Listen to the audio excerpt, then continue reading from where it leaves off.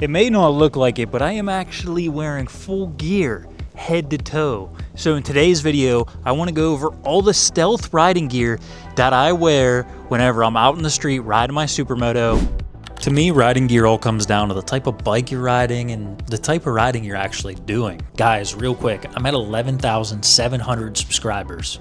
I'm trying to hit 15,000 subscribers by the end of summer, so if you wouldn't mind subscribing down below, it's free and it helps me out a lot. Riding gear's always been something I've had an extreme interest for. I've never been the type of guy to go out in the street with zero gear on, because to me, riding is one of my most favorite things to do. So wearing gear and staying safe out there means more to me than looking cool. But what if you could do both? I mean, actually looking cool on the bike, I think, is one of the main reasons a lot of us buy bikes. I mean, yeah, there's the ride and the freedom and just the enjoyment of actually riding, but looking cool on the bike is like 50% of it. And you guys can't even deny that. When you hop on your bike and you're ripping down the street, there's no way you don't feel cool doing that. So to me, having the proper gear that matches the type of riding you're going out to do, or a good set of gear that blends in and looks like you're not wearing nothing, looks super sick on the bike. Now, one of my favorite categories of gear to wear is stealth riding gear. Now, you may be asking, what is stealth riding gear? And to me, stealth riding gear is gear that you can wear that almost appears like you're not wearing anything at all. Now, as you guys know, if you watch my channel, I primarily ride supermotos. So the thing is with supermotos is most of the time you're not doing a lot of high speed riding. At least I'm not. Primarily on my supermoto, I do a lot of cruising around or a lot of goon riding and wheelies and stairs and urban exploration riding. Now, obviously, if you guys are on something like an S1000RR sport bike and you're out there doing MotoGP stuff or top speed runs down the highway, I would probably wear more gear than what I'm going to recommend in this video. Or even if you are on a slower bike like a supermoto or something like that, and you plan on going to, say, the Tail of the Dragon and ripping some gnarly twisty roads, I would definitely recommend more gear. So of course you can always bust something out like my full Alpine Star leather tracksuit. Something like this will keep you 100% safe no matter how fast you're going in the corners or in a straight line. I mean, I'm sure we've all seen the clips of MotoGP guys high siding at 160 miles an hour and standing right back up. Keep in mind though, with the tracksuit, what I'm talking about mainly is sliding. I'm not talking about the actual impact itself, because if you guys do hit something or get hit by something, that's a whole nother separate video. But in this video specifically, we're going to be talking about stealth riding gear. And who is stealth riding gear for? What kind of rider is it for? What type of bike is it for? To me, stealth riding gear is for somebody that is all about just cruising. Maybe you have a MT-07, you're commuting to work. Maybe you're on a supermoto, you're doing a little bit of goon riding, hopping some stairs, doing some wheelies. Maybe you're a stunt rider on a 636 and you just want to look cool while still staying fairly safe on the bike. I would say, honestly, that's kind of the type of person that I would be aiming this segment of riding gear towards. This isn't for the guy that's going to be going 130 down the highway or ripping crazy corners on some back roads. And primarily, like I said, I primarily ride my supermoto. Sometimes I do a little bit of light off-roading on it. Most of the time I'm in urban environments, doing wheelies, cruising around at a moderate pace. And over time, I feel like I have perfected my stealth riding gear to a point that I absolutely love. I mean, there's not a single ride that I go on where I don't wear every piece of gear that I'm going to go over in this video. And in fact, a lot of this gear has protected me from a few small falls. And I will go over that once we get to those parts of the gear. So I figured we could start from the bottom, work our way up through each piece of gear. So coming down to the feet, guys, your feet and ankle protection is extremely important on the bike, especially if you're doing any sort of wheelies or stunt riding. I mean, it's very common for somebody to loop a bike out, and one of the main things that you see always happens is people breaking their ankles, let alone breaking your ankles. Have you guys ever seen that video of what it's like to fall in standard tennis shoes on the concrete? A standard pair of shoes is just not built to withstand sliding down the concrete at 40 or 50 miles an hour. So these right here are some of my favorite foot gear when it comes to riding on the street. These are my Alpine Star J6 riding shoes. These things are low-key more of a riding boot than a shoe. I mean, they have the comfort of like standard Vans shoes, but kind of the rigidity of a miniature boot. I mean, these aren't going to protect you as much as, say, something like my Alpine Star SM6 riding boots, but they're definitely going to be better than a regular pair of shoes. I've been wearing these bad boys every single street ride that I've gone on, probably for the last 3 years. And as you can see, they do have a fair bit of wear on them. These bad boys are durable, they're waterproof, they give you a fair amount of ankle protection if you tie them up tight, and they're actually made to resist sliding on concrete. One of the main reasons I wear them is I just like the added ankle protection, as well as they protect my feet if I ever would happen to be sliding down the road. Next, guys, we're going to be moving up to leg protection. I mean, your legs are important, guys. This is literally what you walk on. I mean, road rash on your legs is just not fun. So right here is my armored pair of riding jeans. These bad boys have been through it. I've worn these for literally every single ride for probably the last 4 years. These bad boys are made out of Kevlar, so they will not rip out if you do happen to slide down the road.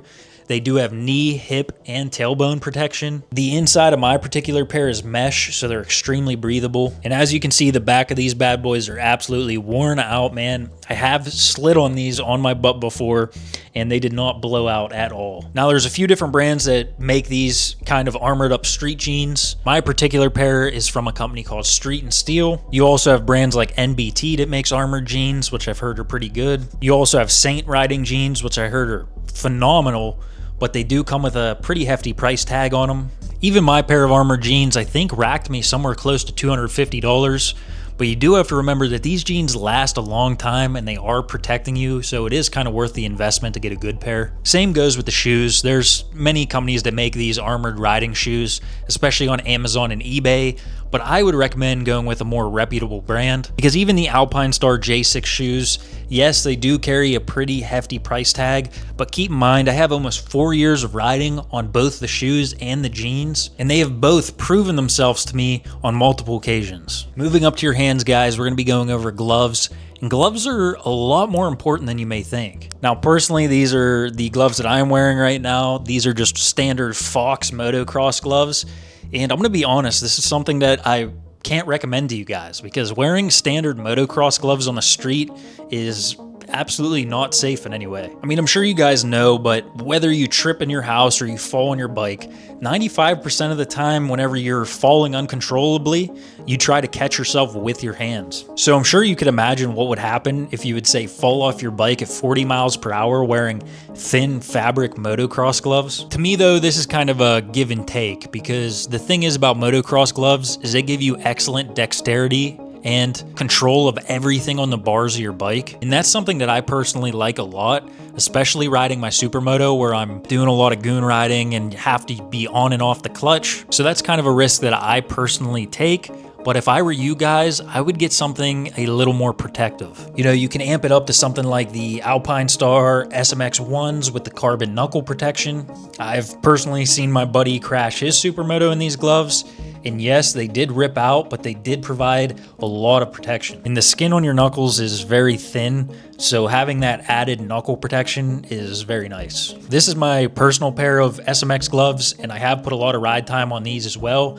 This was a glove that I wore a lot on my sport bikes and whenever I was first starting out to ride. And when you actually break these gloves in, they do feel very similar to something like the motocross gloves. And if you guys are just chilling and cruising around on your naked bike or doing wheelies on your supermoto, or maybe you're just taking your Harley out for a cruise, something like this will absolutely be enough to protect you. Or if you're on something like a sport bike and you're going to be doing something that's at a higher rate of speed, I highly recommend just stepping up and getting some gauntlet gloves. These are my personal pair of Alpinestars SP8 gauntlets. These were the gloves I primarily wore whenever I was ripping my sport bikes, as well as whenever I would take my supermoto to track days. I mean, obviously you have the added protection because it goes up over your wrist, as well as something that a lot of people don't really notice, but the pinky finger is actually tethered to your ring finger on most gauntlet gloves, and there's actually a very good purpose for that. It's a little bit gross, but if you ever would happen to wreck at a high rate of speed and put your hands out, it is more common than you think to actually almost rip your pinky finger off at high rates of speed. So having your pinky finger tethered to your ring finger on a set of gauntlet gloves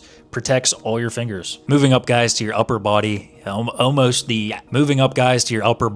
probably the second most important part of your body other than your head.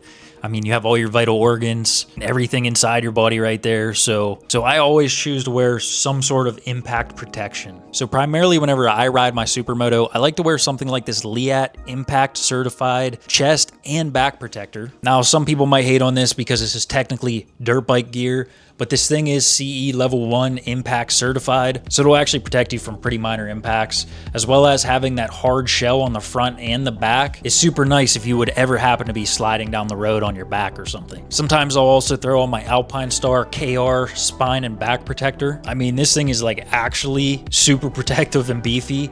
I used to wear this whenever I was riding super sports on the track underneath my suit. And I'm gonna be honest, guys, I live in a very hot environment, probably like most riders do. So I primarily don't really wear any protection on my arms.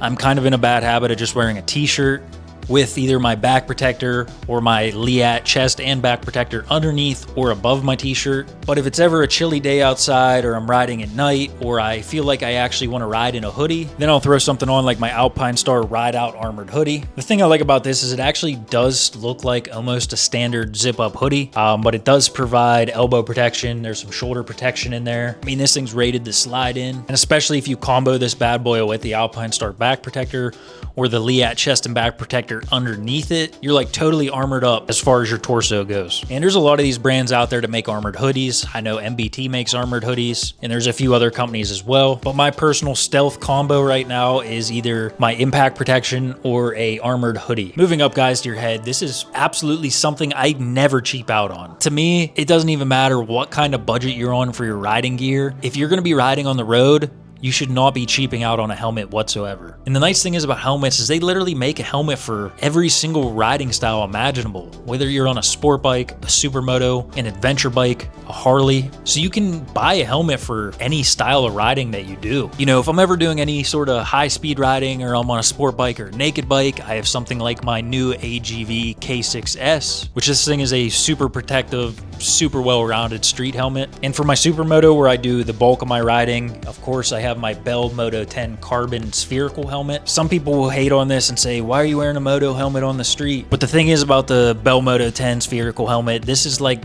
leading technology when it comes to MX helmets.